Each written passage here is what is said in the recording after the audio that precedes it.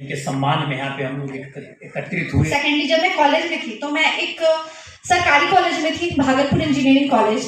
वहाँ से इससे पहले कोई IAS ऑफिसर नहीं रहा है। एक IAPS ऑफिसर थे 2008 बैच के, और मैं उस कॉलेज की पहली IAS ऑफिसर हूँ।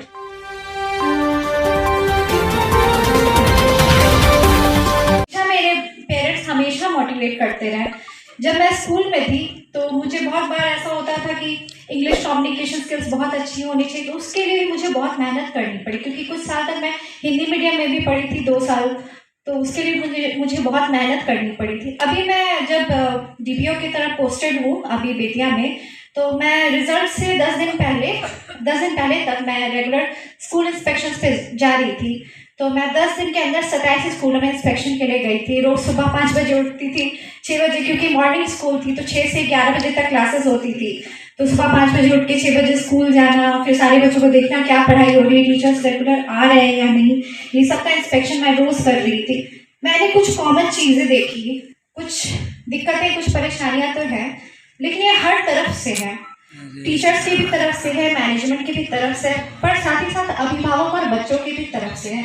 अभिभावक कई बार अपने बच्चों को भेजते ही नहीं है स्कूल, वो बस इस चीज़ में रहते हैं कि उनका DBT के थ्रू पैसा आ रहा है कि नहीं, इस पर उनका ज़्यादा ध्यान रहता है। मिड डे मील में खाना मिल रहा है कि नहीं, जब मिड डे मील स्टार्ट होगा उस वक्त बच्चों को भेज देंगे। उससे पहले जो पढ़ाई रेगुलर करनी है उस पर बहुत कम फोकस होता है। तो मैं यही कहूँगी कि बच्चों की पढ़ाई अच्छे हो, इस पर आपका ज़्यादा फोकस होना चाहिए, ना कि DBT के थ्रू पैसा सिर्फ आ रहा है। DBT के थ्रू पैसा इसलिए दिया जा रहा है ताकि आप बच्चों के लिए पुस्तकें खरीद सके, उनके लिए पोशाक खरीद सके, प्रॉपर यूनिफॉर्म खरीद सके। लेकिन मैंने देखा बहुत सारे बच्चे थे जो विदाउट यूनिफॉर्म थे, विदाउट बुक्स थे। मैंने उन सबको बोला कि आपके पास पैसा जा चुका है और नहीं गया हो तो आप एक बार अपने प्रिंसिपल, अपने टीचर्स को बता दें ताकि हमारे तक ये इन्फॉर्मेशन पहुंच सके। और यही मेरी कोशिश रही, मैंने सभी को यही बोला। मैंने टीचर्स को देखा तो मैंने ये कंपेयर किया कि दो मैं प्राइवेट स्कूल में थी, लेकिन यहाँ के भी टीचर्स गवर्नमेंट की भी बहुत टैलेंटेड थे। इवन मैंने कुछ क्वेश्चंस भी उनसे पूछे और बहुत ही अच्छा उन्होंने जवाब दिया, जो कि मेरे खुद के स्कूल में उतने अच्छे टीचर्स नहीं थे। तो मुझे नहीं लगता कि ये टीचर्स में कोई कमी है। हाँ, एब्सेंटीज होती है, पर उसके लिए हम एक्शंस भी लेते हैं, उन पर कार्रवाई भी होती है। जैसे मैंने 1-2 टीचर्स का वेतन भी काटा जब वो स्कूल में प्रेजेंट नहीं थे। पर अगर बच्चे ही नहीं होंगे तो उसमें हमारा फिर क्या हम कर सकते हैं? अभिभावकों को तो भेजना ही होगा बच्चों को। सेकेंडली जब मैं कॉलेज में थी तो मैं एक सरकारी कॉलेज में थी, भागलपुर इंजीनियरिंग कॉलेज। वहाँ से इससे पहले कोई IAS ऑफिसर नहीं रहा है। एक IAPS ऑफिसर थे 2008 बैच के, और मैं उस कॉलेज की पहली IAS ऑफिसर हूँ। जब मैं उस कॉलेज में गई थी तो मेरे कुछ सीनियर्स थे, वो बोल रही थी तुमने सही नहीं किया, तुम इस कॉलेज में आई, तुम एक बेटर कॉलेज डिजर्व करती, तुम प्राइवेट में जा सकती थी, तुम IIT वाले कॉलेज में जा सकती थी, तुमने क्यों ये सब छोड़ा। और बोलती थी यहाँ प्लेसमेंट नहीं होता, तुम क्यों यहाँ आई हो। पर मुझे लगा प्लेसमेंट नहीं होता, ठीक है देखते हैं क्या होता है, इन लोग की बात पे मैं क्यों रहूँ, हो सकता है मेरे टाइम हो जाए। फिर ये सब लोग बोलते थे कि यहाँ टीचर्स रेगुलर नहीं आते हैं, क्यों तुम इस कॉलेज में आ गई हो, या टीचर्स आते ही, टीचर्स क्यों नहीं आएंगे, जब मैं जाऊँगी तो टीचर्स क्यों नहीं आएंगे जब टीचर्स हैं। मैंने ये सबसे पहले डिसाइड किया कि मैं सारे टीचर्स के नंबर ले लूँगी, फ़ोन नंबर, जितने भी टीचर्स, कैसे नहीं आएंगे। तो और मैंने ये देखा कि बहुत सारे स्टूडेंट्स खुद ही कॉलेज नहीं जाते, तो टीचर्स आके क्या करेंगे। तो मैंने यही किया कि मैंने सारे टीचर्स के नंबर ले लिए, जितने भी प्रोफेसर्स थे।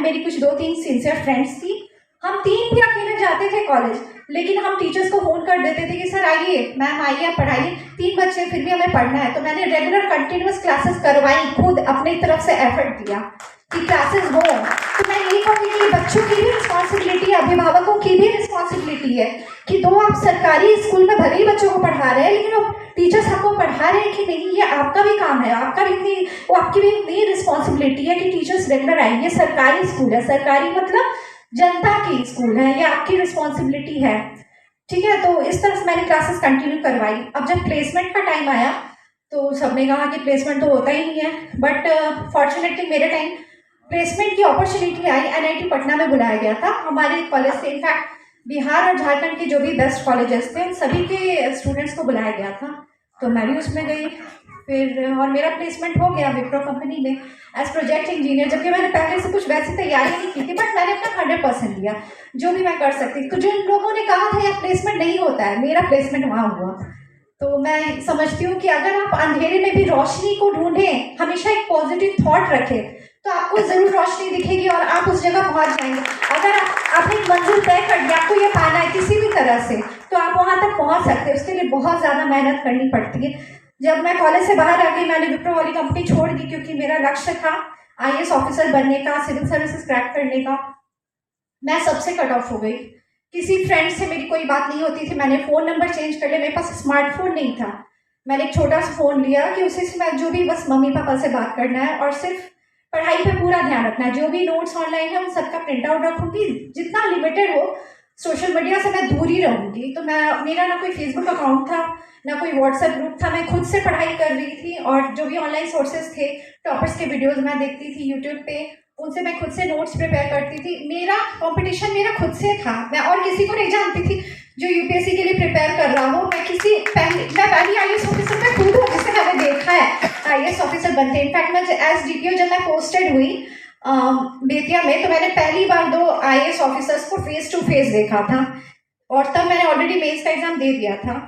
तो ऐसा नहीं है कि आप हमेशा एक IAS ऑफिसर अगर बनना है तो उसके लिए आपको एक IAS ऑफिसर से मिलना होगा, इंटरेक्ट करना। आप खुद में, आप हर एक इंसान के अंदर ये पोटेंशियल है कि वो बिल्कुल अपने मंजिल को पहुंच सकता है, हाईएस्ट अचीवमेंट को ला सकता है, वहां तक जा सकता है। बस उसका गोल, उसका डायरेक्शन, उसका फोकस बिल्कुल सीधा होना चाहिए। नहीं, मुझे ये करना चाहिए, उसमें कितनी भी परेशानी आए। ये रास्ता हो सकता है कि लंबा हो, कभी बहुत ज़्यादा समय भी लग जाता है, कभी कम समय भी लगता है, क्योंकि हर किसी का लेवल ऑफ इंटेलिजेंस हर किसी का अलग अलग होता है। तो इसका मतलब ये तो नहीं कि वो IAS ऑफिसर नहीं बन सकता। ज़रूरी थोड़ी कि जो फर्स्ट अटेम्प्ट में बने वही IAS ऑफिसर 6th अटेम्प्ट में भी लोग बनते हैं। ज़रूरी नहीं है कि वो प्राइवेट स्कूल या प्राइवेट कॉलेज से पढ़े, IIT से पढ़े तो ही बच्चे बनते हैं। सरकारी स्कूल के भी कई बच्चे बनते हैं, सरकारी कॉलेज के बनते हैं। तो ये आपके ऊपर है, आपको सोचना कि आप ये कर सकते हैं तो आप जरूर कर पाएंगे। तो बस मैं इसी के साथ कहूँगी कि आप मेहनत करते रहें, अपने ऊपर विश्वास रखें।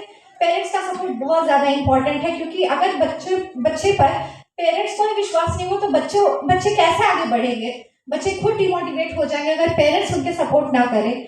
तो इसलिए मैं सभी अभिभावकों से भी यही कहूँगी कि आप अपने बच्चों को मौका दें। मेरी कई फ्रेंड्स थी जो UPSC और BPSC का एग्जाम देना चाहती थी, बट उनको कभी अपॉर्चुनिटी नहीं मिल पाई।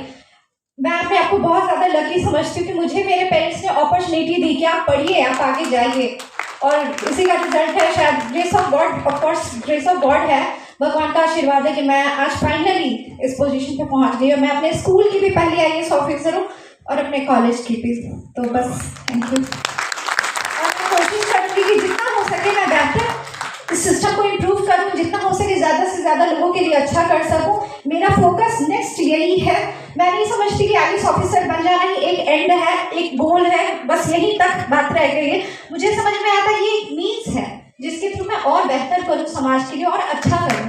तो ये तो एक शुरुआत है और आगे और बेहतर मुझे करना है। तो इसी के साथ मैं अंत करना चाहिए। Thank you very much.